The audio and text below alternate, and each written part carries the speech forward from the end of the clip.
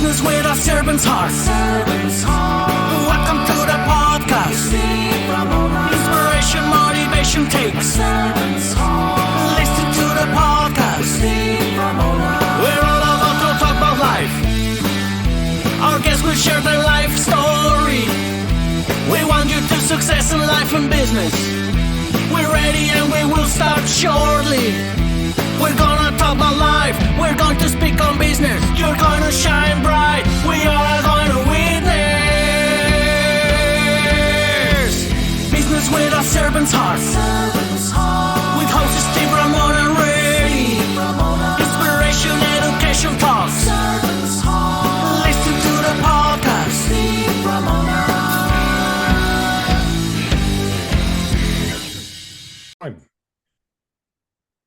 Welcome, everyone, to Doing Business with a Servant's Heart podcast. I'm your host, Steve Ramona. I'm so fired up to have you join us today. I'm actually thrilled because this is going to be a guest that's, if you got a business and you're an entrepreneur, especially, you're going to want to listen to this.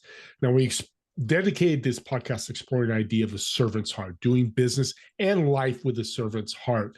So our guests are going to come on and motivate you, inspire you, and educate you how they do that in business and in life through stories and a bunch of different things. But you should be focused on that because when you get to serve somebody, it's the best feeling in the world. I want to think your homework today, audience, is think about how you're going to serve yourself and others today and what impact you create today. So when you get done listening to this great show, go out and make an impact. Just go serve somebody. Small, medium, or large, doesn't matter. Just make that impact. And I want to thank our sponsor, Pantheon. Join a community of high-income entrepreneurs and business leaders to create a world-changing thought leader platform to grow your business. And guess what? To make an impact. That's what it's all about in our shows today, especially today. And I want to welcome to our show, Desi. Welcome to the show. Thank you, Steve. Thank you. I'm so excited to be here with you. Why would I want a virtual assistant? Really to get your time, energy, and freedom back. And more important than what I do is why I do it. And it is to love on, serve, and support you so that you can focus on your zone of genius without worrying about the details. Yeah. What is the ROI of a virtual assistant? In a lot of ways, it's incalculable.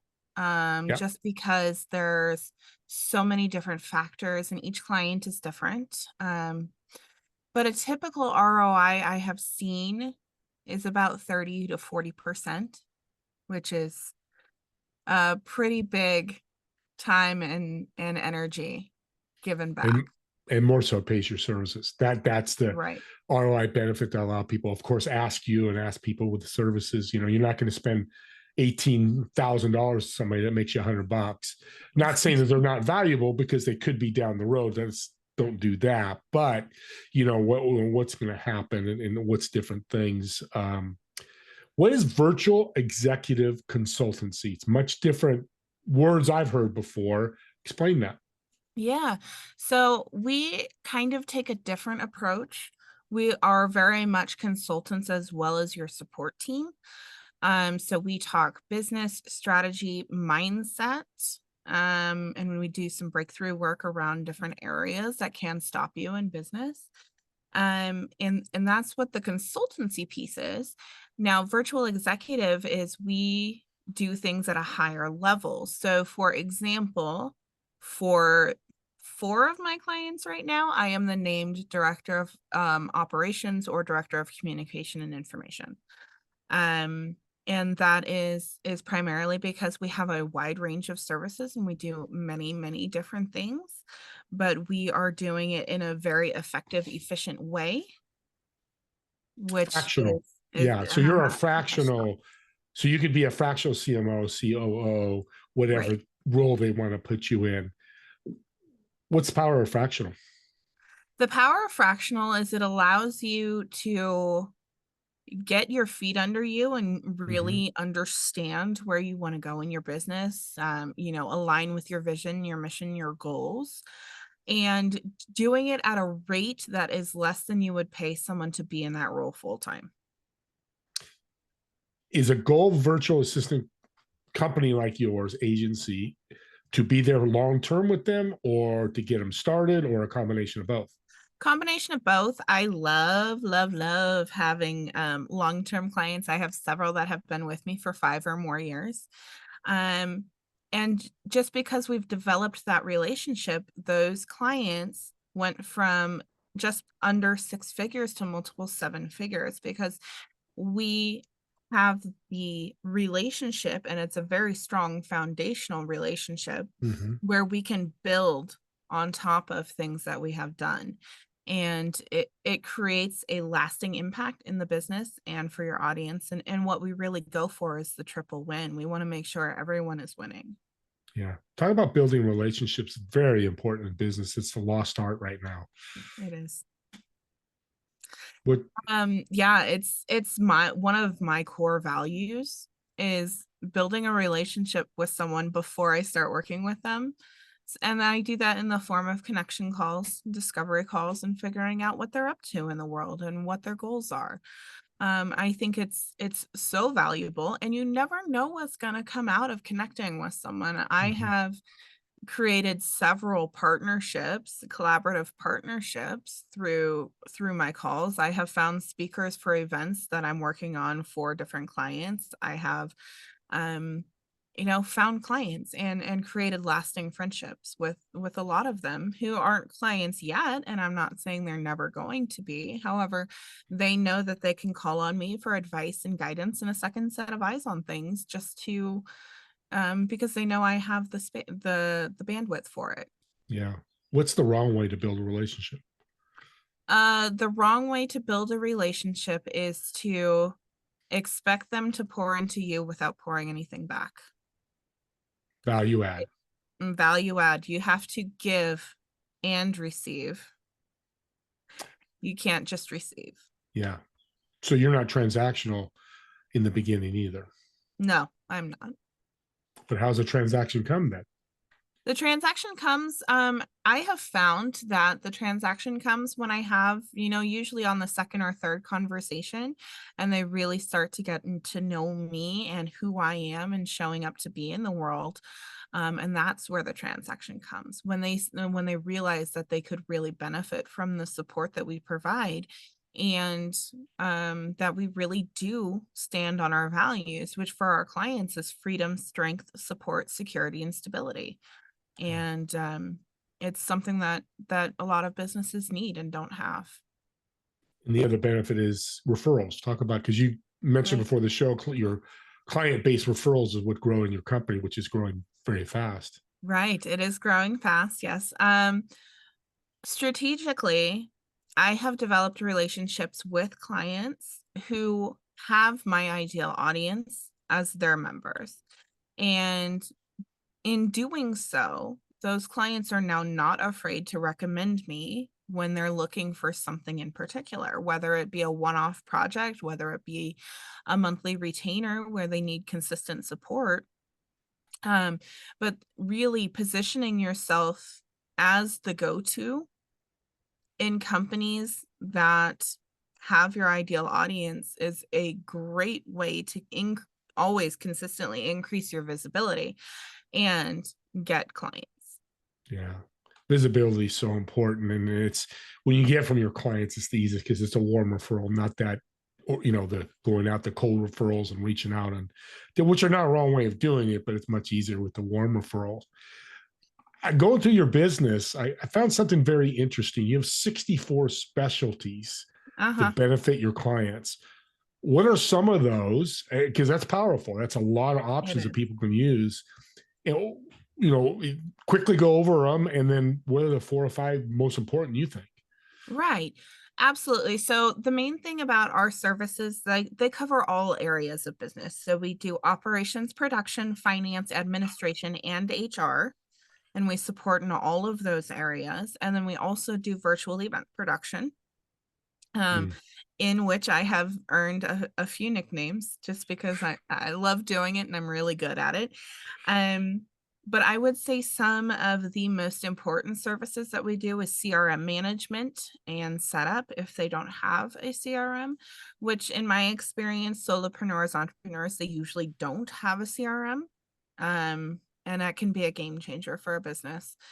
Another thing we do is creating content for nurture sequences, and setting up the automations that go along with that. It's setting up landing pages and reminder sequences if you're holding a webinar or a masterclass or anything like that. And another really important one is lead nurture. That's what we call it. We don't like to call it lead generation. It's lead nurture, because it really is more relationship focused than getting the lead and qualifying them for you. And that I have some amazing team members who are experts at it, and they've been with me for a long time now. Yeah. Your entrepreneurs don't know how to use CRMs. They have them, don't, and that's a powerful tool. If you're an entrepreneur out there, reach out to Desi. We'll get her contact info. It's a valuable tool. To me, it's one of the top tools. I mean, they're all important, but we're in the people business. If you don't have people, you don't have sales, you don't have money. Guess what? You're probably not going to be in business long, which is not what we want to do. Talk about culture, because you have a team now. When we first spoke, your team was smaller. Now it's much larger. How do you handle culture, especially because you do remote teams? How do you handle Right. that? Right. And it is challenging. And we were talking before the show that we grew very quickly. Mhm. So this year alone, we have grown from a team of 3 to a team of 15 in the last couple of months. And it is a big transition. And what is, I think, a game changer when it comes to bringing on team is I make sure that they align with my mindset and my methodologies. And I also hold values for my team similar to how I hold values for my clients. So the values for team are honesty, integrity, innovation, and collaboration. And with that mindset, I encourage them to work with each other because each one has their own lane and kind of what they're doing. And but working together to brainstorm and figure out the best solution and always come to me for questions. And what I think is really special is that each of my team has their own business and I'm helping them to grow their business while they're assisting me in mine. And I think Cool. that collaboration is a really big part of what makes it work. Well, you have 1099ers. I always say I that. do. Yeah, the 1099ers that they can keep. You bring them some clients, they have their own clients, and everybody's winning in that situation. Now, you talked about a transition. You now have more work to do that you want to do because you've brought on more team members. Talk about that from an entrepreneurial or business owner thought process. Yeah. Yeah, absolutely. There is more work bringing on team, at least in the beginning. And it's kind of like with everything. Like for example, circling back to a CRM, it is more work in the beginning to get it set up. However, once it's set up, it's a lot of time and energy and freedom back. Um, and it's the same thing with team. And that's what I'm finding. We're developing our processes and our systems as we grow and as we go on. Um, and we're doing that from the experience of having team on and what's working and what's not working Yeah. and getting consistent feedback. I make it a point to check in with my team every Monday, to see where they are, to see what's holding them up. Right. And then I take that and I implement off of their feedback. Now, a lot of times they'll say, oh, no, everything's great. There's nothing holding me up. And that's fantastic. That means what we have put in place is working. Um, so just looking at little things like that. It will take more time in the beginning. However, once it's set up, you can expect to have your time and energy and freedom back. That's an entrepreneurial story. That's the Right. journey. It's always going to be starting in the beginning. And once you got the wheels, like what's happened to you, you've got the wheels rolling. Give us a success story. You have a number of great clients. You got a couple, one or two success stories of a client you worked with? I do. And I kind of already alluded to one. Mm. Where I have been working with him for 5 years now. And when I met him, he was just under 6 figures. Now we're multiple 7 figures, running multiple events every year. And a lot of that was due to the work I do on the back end for him, as the name director of information and communication for him and his company. setting up all of the CRM, doing all of the email reminders and everything like that. What he says is that this is how it used to be for me to write an email. And when he goes through the whole story, but it takes about 30 minutes. Now that I have Desi and her team, it takes me 2 minutes to send her the information of what I want. They create it, they send it to me for testing, and then we send it out. So it's a much faster process. Yeah. So that's one success story. I have a newer client on board, and she is a success story because we have been working a lot on the breakthrough pieces. Because she kept getting held up on delegating to us. So I said, okay, let's do some breakthrough work on delegation. Why can't you let go? Right. And then she was having difficulty bringing on new clients. And we said, okay, let's do some breakthrough work on the scarcity mindset and working with abundance. And then she was having some cash flow problems. And I said, okay, let's do some breakthrough work on wealth. And through all of these things, I have seen her grow as a human and a business owner. And it's really incredible to see. Now she is still newer to a newer client to us. She's been with us about 4 months now. But I have seen the changes that she has made in the positive, affecting her community and her audience in the way that she wants to do. And it's really, really powerful. To me, the big message there, she grew as a person. That can resonate to her next job, her family. It just widespreads more than anything else. Now, speaking of family, you've got 2 kids, I believe, right? Yeah, I Young do. kids. My son just turned 10 and my daughter just turned 7. So we are in the thick of the childhood here. Yeah. And we do homeschool. So they're here with me all the time. And that's okay. We find the balance between work and what we do with the kids. So What's the secret sauce for people listening? I have a lot of business owners listening to their parents, and you're successful now. You're more successful. What's the secret? I think the secret is just kind of going, you have to be able to go with the flow. I may set schedules, and by far they are not followed all the time. Going with the flow is a really critical aspect, especially if you're homeschooling. And we actually do unschooling, so it's more learning through play and learning through exploration, which is really powerful for them. I see my daughter is a mini CEO. She walks around pretending to talk to my clients all the time. She knows all my clients' names. So it's really cute and really fun. But I think having the ability to adapt and be able to adjust when the course shifts, right? When the river shifts, Yeah, you gotta be able to adjust. And I think that is the secret sauce.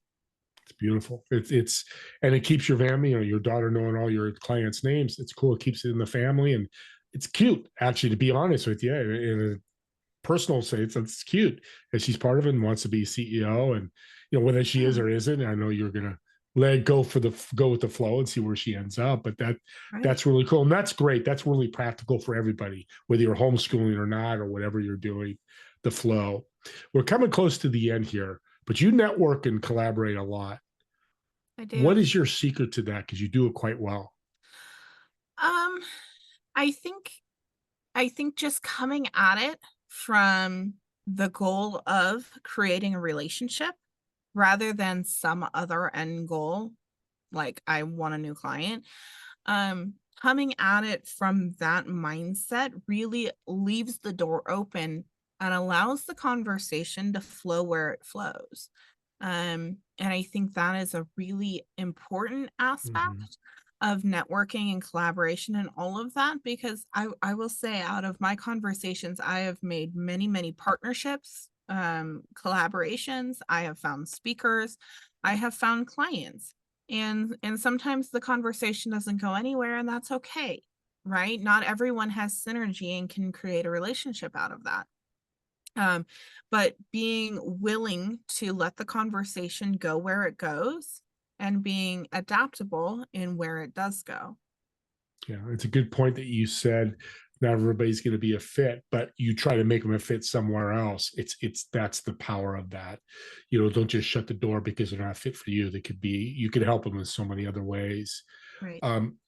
Have you or will you talk to somebody and they want to use your services, but they're not a fit, maybe because your mission or whatever that may be? Would you, have you done that where you say, hey, I got somebody else I think it better fit for you? Oh yeah, I absolutely do that. And I think a big part of this current transition period that we're in is really being present to who I am and what my values are. So now I'm not afraid to say no if you are not a fit, because it's not going to be a working relationship. A lot of the times the no comes from, I don't want to have to micromanage you, because that's not my job. Yeah. I'm not going to sit on top of you and say, hey, where are these things? You need to be in communication with us, right? Yeah. And a lot of times there are personalities in different industries that will require micromanagement. And I'm okay saying, I have a great resource for you. Let me connect you. Because I do know a lot of VA agencies and a lot of different people, depending on what they need. But I think holding true to your values and who you are is really important to maintaining your boundaries and being okay to say no, because you don't have to say yes to everyone.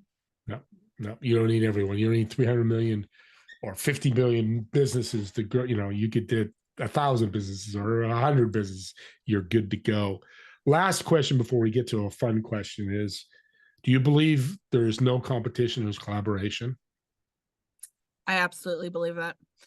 I believe there is enough work for everyone. And I think a lot of fun and interesting projects happen through collaboration that would not have happened otherwise. So I am always open to working with someone or, facilitating collaboration between others, because it's fun and exciting to see what comes out of that. You never know. Everybody wins too. That's the big thing. It's a win-win. Even when you give off somebody, audience, what she said about, hey, it's not a fit for me, and you give them to somebody else, the universe loves that. They'll bring somebody around. When, how, or where, we just never know. But I know I've dealt with this in the last year. It does happen, and good things happen. So let's end on a really fun question. So I've got a reservation at a restaurant for you, table of 4. You're obviously going to sit in one chair. The 3 empty chairs. Who would you invite, whether they're dead or alive? And what food would you order? Oh, that is a very fun question. Not one I've been asked before. Food, that one's easy. Chicken fettuccine Alfredo. That is my favorite. Look at you go. Okay. Love it. People that I would invite to the table. I think Eleanor Roosevelt. Mm-hmm. Look at you making me think. Look at that. On a Saturday, by the way. On a Saturday, yes. So Eleanor Roosevelt, I would probably say Tony Robbins, because I love him. And maybe Dean Graziosi, because I follow him as well. Yeah, double team. That's fantastic. Yeah. Well, Desi, you've been an incredible guest. You've really put out Virtual Assistant in a way that's very simple, humble, transparent. I know some people listening are going, got to connect with her. How can they connect with you? Yeah, absolutely. I make it very, very simple. I love connections, and I have set times every day that I meet with people. So please just go to type in talkwithdesi.com and book some time on my calendar, and let's connect and see what we can make happen. That's beautiful. We'll put in the podcast notes, the YouTube notes and the podcast notes. You'll be able to have that, or reach out to me and I'll get you connected. Thanks again, Desi. Man, I really appreciate you so much. This has been so incredible. Reach out to her, or do this: subscribe to the YouTube channel. And, people go, oh, here he's getting a pitch. I'm not pitching it for that reason. I'm pitching it because I love all my subscribers. I don't look at the numbers all the time, but there's a lot of them. But these are gifts. If you're talking to a friend of yours, say you're at a party and your cousin at a birthday party goes, I'm overwhelmed. I got all this work. Hey, I just listened to Desi, oh my God, I think she's your answer. Well, instead of connecting them and you want to be more passive about it, send this podcast link. They can listen for 10 or 15 minutes, how well she does this, how she cares, how her team works. And then they reach out to Desi and go, man, I heard you on the podcast. I'm really interested in learning more. Or maybe they get a tip from Desi and they go on and it helps them. That's the true gift of servant's heart and love. That's what I think podcasts are, whether it's my podcast or others. Do the same thing. Share those links and make it a gift for everybody. With that being said, me and Desi want to thank all of you for watching or listening to this podcast. We'll see you on the next episode of Doing Business with a Servant's Heart. Have a great day, everyone.